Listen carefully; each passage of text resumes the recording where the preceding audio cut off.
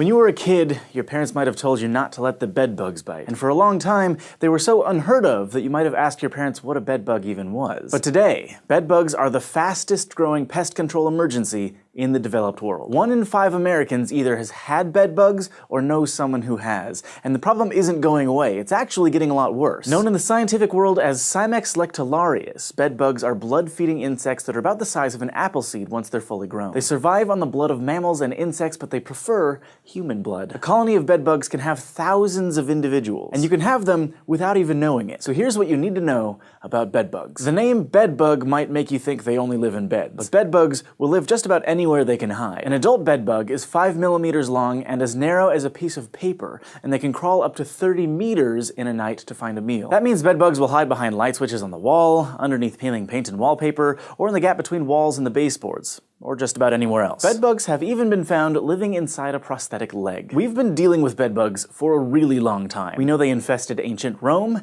the Romans actually brewed them and drank them as a cure for snake bites, which I'm sure was delicious. We also know they were in ancient Egypt because the Egyptians wrote about them, probably complaining to their landlords. In fact, archaeological evidence tells us that bed bugs have fed on humans for at least 3,500 years, because fossilized bed bugs have been found at dig sites. But bed bugs may have been plaguing us for much longer than that, based on what's in their mitochondrial DNA, that is, the DNA inside the powerhouse of the cell. By comparing the mitochondrial markers in bed bug populations around the world, we've learned that they originated in caves in the Middle East, where they would have fed on bats. Now, bed bugs can't fly, and they can't jump. They can't crawl very far either. 30 meters a night isn't setting any land speed records, so it's a lot more likely that we met them when we went into their caves instead of them coming out of their caves after us. Which means the first humans that bed bugs ever chewed on were probably cave dwellers. So we've had them forever, and they can hide anywhere. How do we get rid of them? The simplest way to wipe out a bed bug infestation is heat. Both eggs and adults will die in under 10 minutes if exposed to temperatures above 46 degrees Celsius. You know how in the old-timey movies, cheap beds like in hotels and hospitals had all those janky metal frames? Metal frames were popular because you could rub them in kerosene and light them on fire.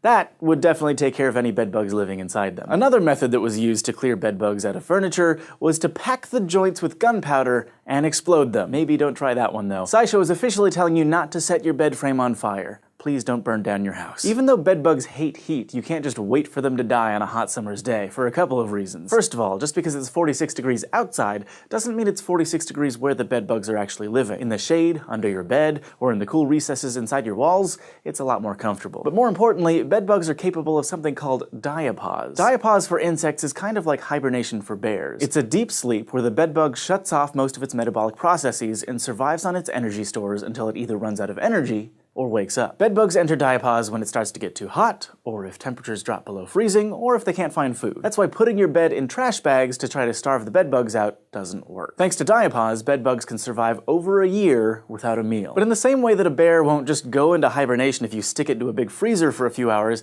bed bugs won't enter diapause if it only gets hot over a short period of time. Diapause is a reaction to slower environmental changes, like the onset of summer, which is why setting a bed on fire kills them. But heat isn't the only way to kill a bed bug. The reason you grew up thinking that bed bugs were maybe not even a real thing is because bed bugs were almost wiped out in the 1950s. All because of an incredibly useful but also super terrible toxic little chemical called DDT. DDT stands for dichlorodiphenyltrichloroethane, and it was the first chemical pesticide to be put to widespread use. It was rolled out after World War II, and by the end of the 1950s, bedbug populations had been so reduced in the developed world that scientists mostly stopped studying them, because they literally couldn't find any. DDT is from a family of pesticides called pyrethroids, which are synthetic versions of a compound created by the chrysanthemum flower. Here's how it works. Most animals, insects and humans included, have pores in the membranes of our nerve cells that can be opened to let in sodium. When sodium enters a nerve cell, it triggers a nerve impulse. Pyrethroids bind to those sodium pores, locking them into the open position. That allows sodium to flood the cells. So nerve impulses start to fire uncontrollably, eventually leading to paralysis and death. Pyrethroids have a much bigger effect on insects than they do on larger animals like birds or mammals. Even better, pyrethroids can affect insects at all stages of their life cycle, including when they're in the egg. One treatment of DDT was enough to completely wipe out a population of bedbugs, and they would stay wiped out for up to a year. But DDT was banned in the US in 1972 for a lot of reasons. For one thing, females who are exposed exposed to DDT before puberty are 5 times more likely to develop breast cancer. DDT has also been linked to male infertility, as well as miscarriage, nervous system and liver damage, and developmental disabilities in children. It may not kill humans the way it kills insects, but it sure isn't good for us. So we should,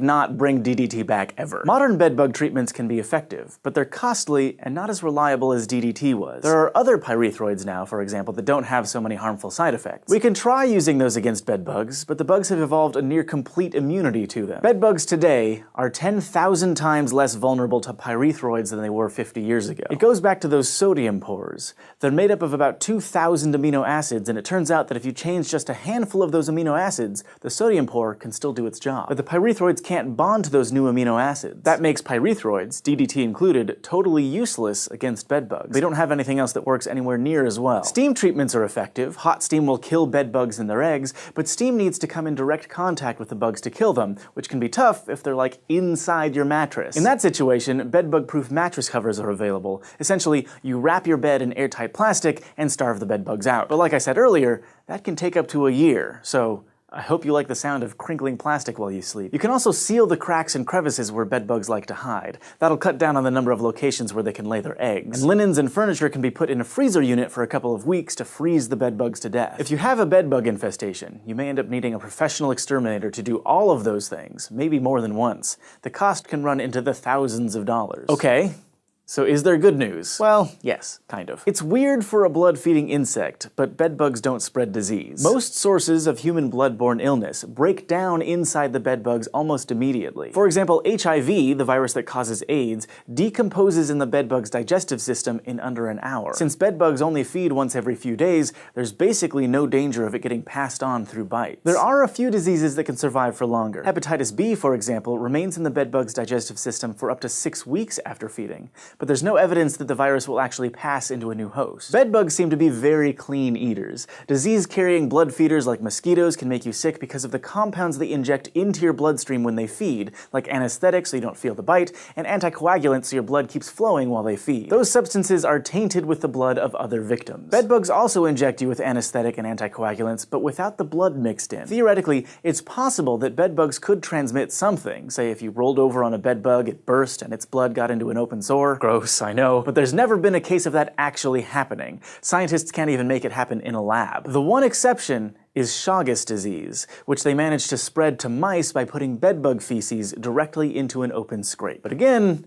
it's never happened to a person. So if you're dealing with a bedbug infestation, or just want to know what to do if you ever are, contact your local pest control experts. Just don't look to the lessons of history, because old school ways of wiping out bedbugs were bad. Probably our best hope is that science will come up with something new, something as effective as DDT, but not as, awful. And hopefully they come up with it soon, because after talking about bedbugs for 10 minutes, I feel like they're crawling all over me. Oh, and half of all people don't respond to bedbug bites at all. There's no itching, no mark, so even if they're snacking on you every night, you might not even know it. On that note, thanks for watching this episode of SciShow, brought to you by our patrons on Patreon. If you want to help support this show, go to patreon.com/scishow, and don't forget to go to youtube.com/scishow and subscribe. If you're an animal in the wild, try not becoming someone else's dinner. You'll survive longer and have a better chance of passing on your genes. You could blend in with your background or disguise yourself as something unappetizing.